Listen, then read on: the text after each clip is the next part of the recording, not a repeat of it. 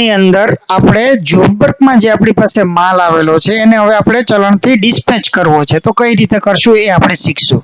સૌથી પહેલા આપણે જોબ વર્કમાં જશું. ત્યાં આપણે 4 નંબર ઉપર જોબ પ્રોસેસ ઇસ્યુ એટલે કે જે પાર્ટીનું જોબ વર્ક આવેલું છે એ પાર્ટીનું જોબ વર્ક ઇસ્યુ કરવા માટે જશું. ત્યારબાદ એન્ટર મારશું. એન્ટર મારશું એટલે જે જોબ વર્ક આપણી પાસે આવ્યું તો 11 નંબરમાં લીધું હતું એટલે આપણે ઇસ્યુ પણ 11 નંબરમાં કરશું. ત્યારબાદ આ આપણો પોતાનો ઇસ્યુ ચલણ નંબર છે. અહીંયા પાર્ટીનો ચલણ નંબર લખવાની જરૂરિયાત નથી. અહીંયા પાર્ટી જે પાર્ટીનું જોબ વર્ક આપણી પાસે પેન્ડિંગ હશે તેનું જ લિસ્ટ માત્ર અહીંયા આવશે. આપણે એને સિલેક્ટ કરશું. ત્યારબાદ અહીંયા જે તારીખે આપણે ઇસ્યુ કરતા હશું એ તારીખ નાખશું. ત્યારબાદ ડિલિવરી આપણે જો કોઈ બીજી જગ્યાએ ડિલિવરી કરવાની થશે તો આપણે અહીંયા એનું નામ લખશું. આગળ વધશું. આ બધું એકાઉન્ટ માસ્ટરમાંથી આવશે. એનો બ્રોકર કોઈ હશે તો નાખશું. ત્યારબાદ રિસીવિંગ ચલણ. હવે અહીંયા આવ્યા પછી આપણે એન્ટર મારશું એટલે જે કંઈ આપણે પાર્ટીના ચલણો આપણી પાસે પેન્ડિંગ છે એ આપણે અહીંયા બતાવશે.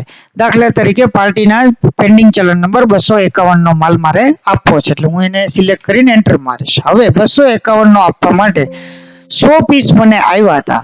હવે લેટ્સ સે મારે 80 પીસ આપવા છે તો હું અહીંયા 80 લખીશ અને જો મારે 100 આપવા હશે તો હું 100 લખીશ. ત્યારબાદ એન્ટર મારીશ અને હું અહીંયા જોબ વર્ક ઇન પીસમાં ઓટોમેટિક 100 આવી જશે. હવે ઘણીવાર એવું થાય કે 100 પીસ આવ્યા હતા ને 100 માંથી મારે 99 પીસ એમને એમ્બ્રોઇડરી કે જોબ વર્ક કરીને આપવા છે ને 1 પીસ નથી આપવો તો ત્યારે અહીંયા 99 કરશું અને અહીંયા પણ 99 આપણે કરશું. 99 કરશું. હવે આપણે બેયને જગ્યાએ 99 નાખ્યા. એન્ટર મારશું. એન્ટર મારશું. એન્ટર મારશું. એન્ટર મારશું. એન્ટર મારશું અને ત્યારબાદ આપણે જે ભાવે એમને આપવાનું છે દાખલા તરીકે 50 રૂપિયાનો પીસ મેં કરીને આપ્યો તો એન્ટર મારીશ. અહીંયા ડિઝાઇન નંબર લખ્યું હશે તો ડિઝાઇન નંબર લખીશ. જે લોકો અહીંયા ક્વોલિટીમાં ડિઝાઇન નાખે છે એમને અહીંયા ડિઝાઇન નંબર નાખવાની જરૂર નથી. તે તમારી રિક્વાયરમેન્ટ ઉપર છે કે તમારે ડિઝાઇન નંબર ઉપર કામ કરવું છે કે તમારે આવી રીતે જાંગળમાં કામ કરવું છે. જો તમે ડિઝાઇન નંબર અહીંયા ક્વોલિટીમાં નાખશો તો જે પાર્ટીને જે ડિઝાઇન જેટલા રૂપિયામાં કરીને આપી હશે એનો રેકોર્ડ આપને મળશે. જો એ નહીં કર્યું હોય તો અહીંયા રેકોર્ડ આપને મળશે નહીં. જે રીતે આપને કરવું હોય એ રીતે કરી શકો છો. એન્ટર મારશો. અહીંયા ડિઝાઇન નંબર લખવો હશે તો હું અત્યારે ડિઝાઇન નંબર લખી નાખું. જે કલરનું ફેબ્રિક આવ્યું હશે એ કલર લખી નાખીશ અને અહીંયા મને પૂછે છે કે આ ફિનિશ થઈ ગયું છે કારણ કે અહીંયા મેં પાછળથી ચેન્જ કર્યું એટલે અહીંયા વાય છે તો નહીં આ મારું ચલણ ફિનિશ નથી થયું એટલે હું એન કરીને એન્ટર મારીશ. હવે હું જ્યારે ફરીથી અહીંયા કહીશ ત્યારે મારો એક પીસ હજુ બાકી છે.